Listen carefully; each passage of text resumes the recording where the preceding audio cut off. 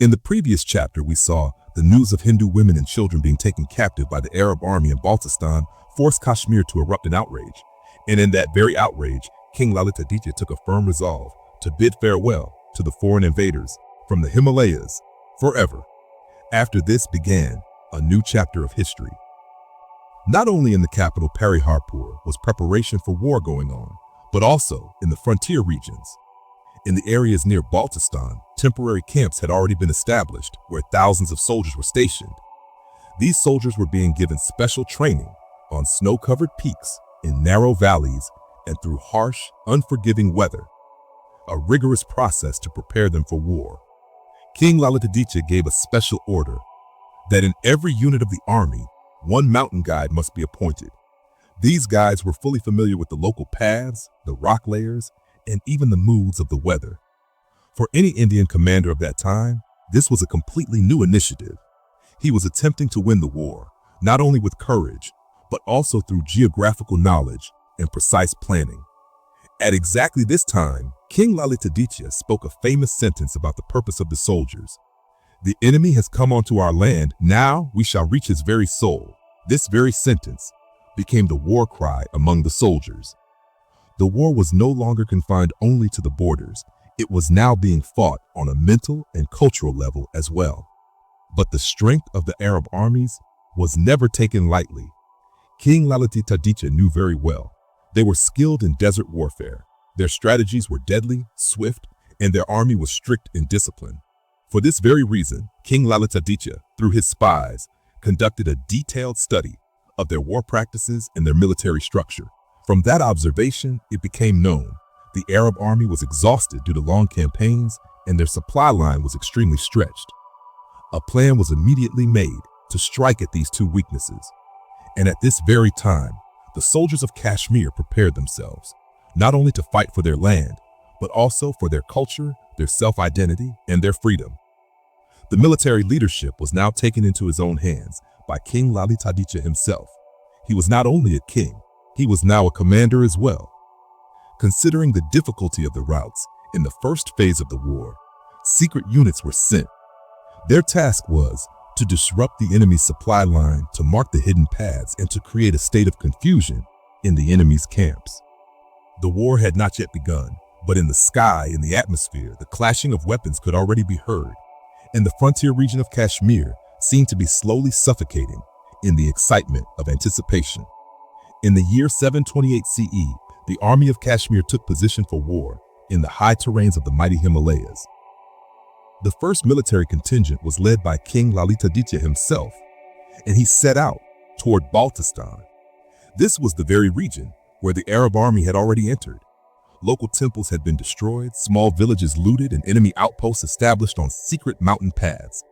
But what they did not know was, this time, the army of Kashmir was not just a border guarding force, but an organized, trained national army, burning in the fire of vengeance. This arrival became for the enemy like a foreboding of an unexpected, destructive storm. And as soon as the Kashmiri army crossed the route of Dras, in the midst of cold winds and tall, snow-covered rocks, they came face to face with the enemy's first patrol unit. The clash may have been small, but the message was very big. Seeing the speed, the discipline, the mountain warfare skills of the Kashmiri army, the Arab soldiers immediately realized this time the battle would not be so easy. In panic, they quickly sent a warning to their forward camps hidden in the main valley of Baltistan. Within just 3 days, King Lalitaditya's army advanced toward the Gilgit Valley and took control of the first major front. Here, the enemy had built a fortress-like camp on a high ground, a camp considered almost impossible to attack from all sides. But then, the mountain guides of Kashmir showed King Lalitaditya a secret alternative route. Through that very path, the soldiers climbed the mountain slope, and under the cover of the night, they reached behind the enemy fortress. And then, the next morning, as soon as the first rays of the sun broke out, the Kashmiri army, raising the Trishul flag high, stormed the fortress from 3 directions. The enemy side was completely stunned, their supply lines cut off, and the soldiers, already tormented by the bone-chilling cold of the highlands, were exhausted, broken, and terrified. For the very first time, the Kashmiri army fully employed its new war strategy, perpendicular encirclement and rear assault.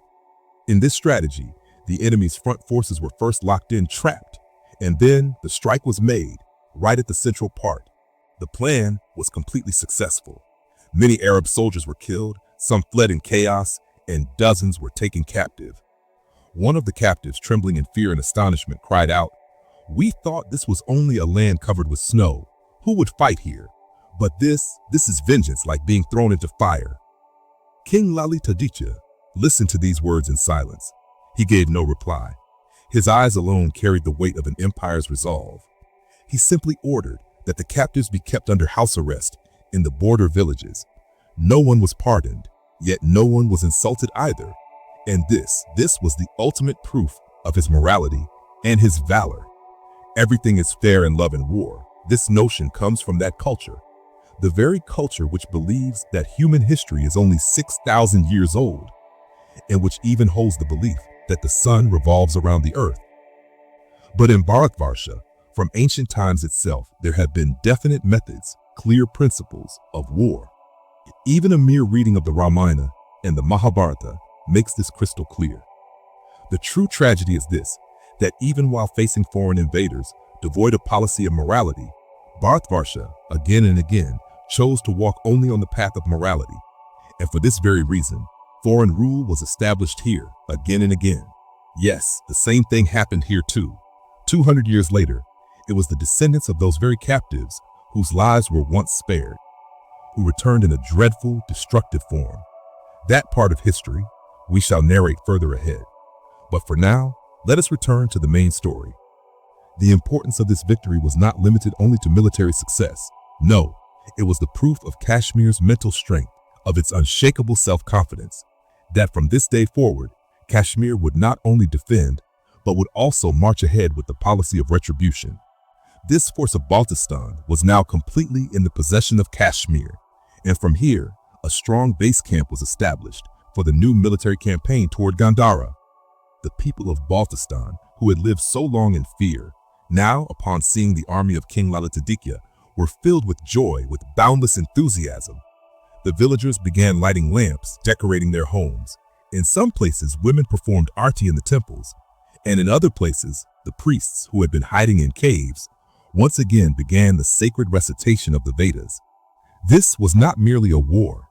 This was the first firm victory on the Kashmir frontier, a victory that made it clear that the expansion of the Arabs would never be allowed to cross the boundary of the Himalayas.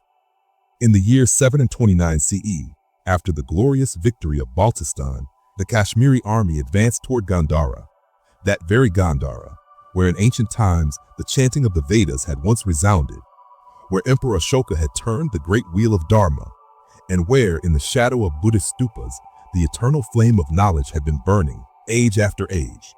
But now, at that very place, there stood firmly the dark camp of the Arab armies, the gleam of their swords, the pitiful cries of the local people taken captive, and all around, the ashes of ruined temples scattered like wounds on the sacred soil.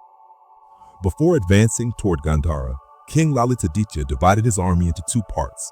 One contingent struck the enemy's supply lines from behind, while on the other side, the main army faced the battle directly. For any Indian commander of that time, such a strategy was rare, almost unthinkable. But now, every decision, every move was being taken by King Lalitaditya himself. The Arab army was being led by Junaid. In his ranks were Turks, Arabs, and even local converted warriors, men who had accepted Islam and now fought against their own land. They had built fortress-like camps in the harsh, rocky mountains of Gandhara. From there, they would sometimes attack Kashmiri pilgrims, sometimes loot helpless merchants. Their confidence was so strong, their arrogance so blind, that they had sworn the army of Kashmir cannot even reach Gandhara. But they had forgotten the greatest truth, that King Lalitaditya conducted war not only through the sound of the sword, but also with intelligence, strategy, and relentless planning. And the moment his army began liberating the outer villages of Gandhara, the enemy suddenly realized now they stood face to face, not merely with soldiers, but with the unbreakable spirit of Kashmir. The local people extended a hand of cooperation. Some Brahmins stepped forward, providing secret information about the positions and plans of the Arab invaders. And the Buddhist monks, they revealed the hidden mountain routes, the silent paths that only they knew.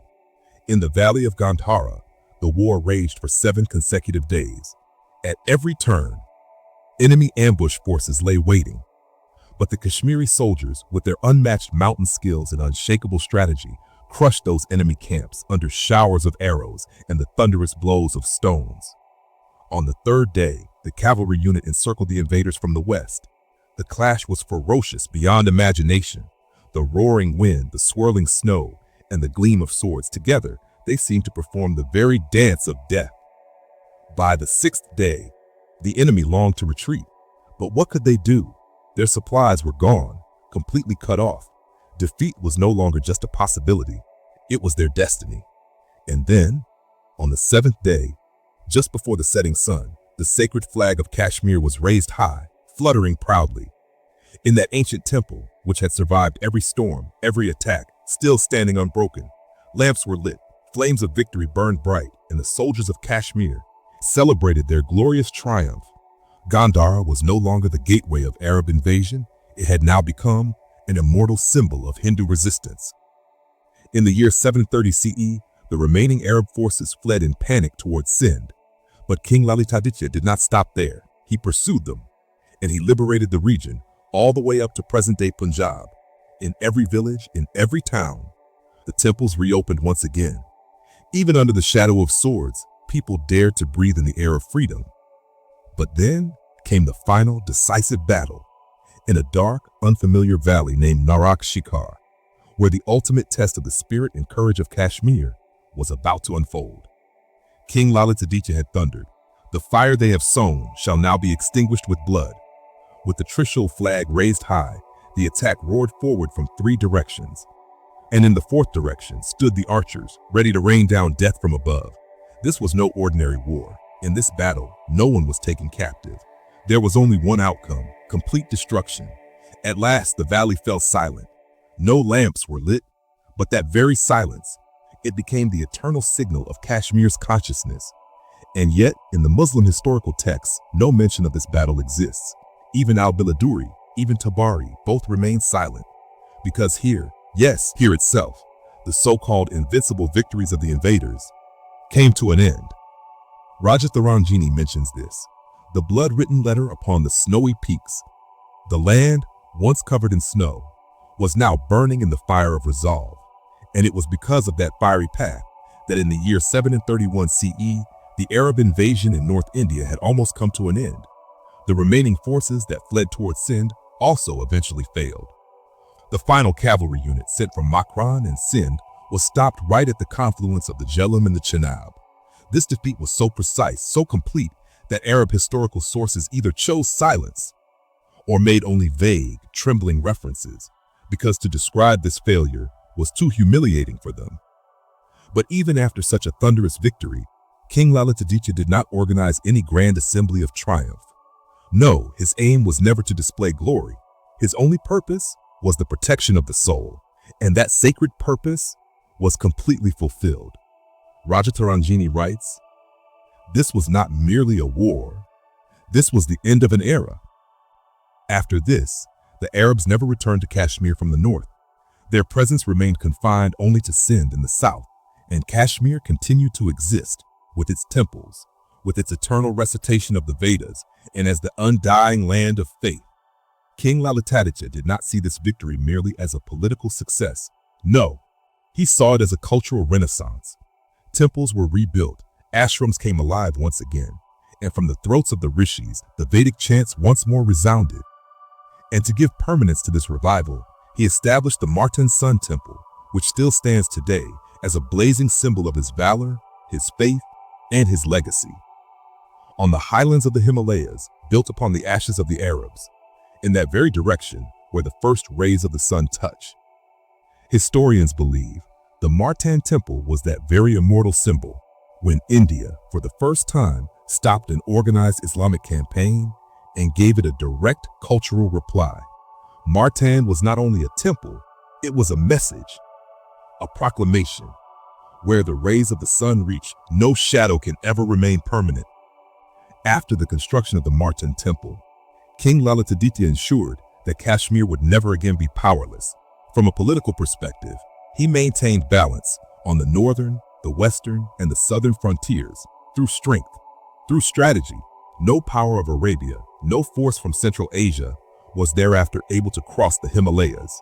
According to local tradition, for nearly 200 years after Lalitaditya, no major foreign invasion ever dared to set foot in Kashmir. Even in the Arab sources, the name of Kashmir completely disappeared. Why? Because silence itself became their confession. This silence was not weakness, it was a kind of acceptance, an unspoken truth. That Martand Temple, the eternal symbol of Kashmir's defense, stood invincible and unforgettable. History and archaeology both affirm this, that it is an unforgettable truth of that era. The detailed description of Rajataranjini and the report of the Archaeological Survey of India certify the architectural mastery, the technical excellence, the grandeur of the Martand Temple. But amidst all these facts, it is necessary to pay special attention to one thing: today's Kashmir. It has taken on a completely opposite form, where once the chanting of the Vedas resounded, where the sound of Arti filled the skies, today people are attacked just by being called kafir. Thousands of Hindu temples destroyed. The number of Buddhist viharas reduced almost to zero. Hindus and Buddhists either forced to accept Islam or compelled to leave their homeland. That land, once self-confident, once culturally prosperous, today, even when Amarnath pilgrims are killed, many remain indifferent. This decline is not just geographical, it is the decline of memory, the decline of consciousness, because we forgot that Kashmir, which, under the leadership of Lalitaditya, once stopped the Arab conquest. History once gave us victory, but we could not preserve that memory, and that is our greatest shame. Perhaps that is why today, upon the ruins of the Martand Temple, the marks are not of cows' hooves, but of donkeys' hooves. Friends, if this story touched your heart, do show your support by giving it a like. Don't forget to share your feelings in the comments. Who knows, your thoughts might inspire someone else too. And to discover more such unheard tales from history, glorious legends, and the fascinating chapters of ancient Indian culture, make sure to subscribe to our channel. Tap the bell icon so you never miss an update. Come, let us rediscover together our lost heritage, the forgotten stories of India.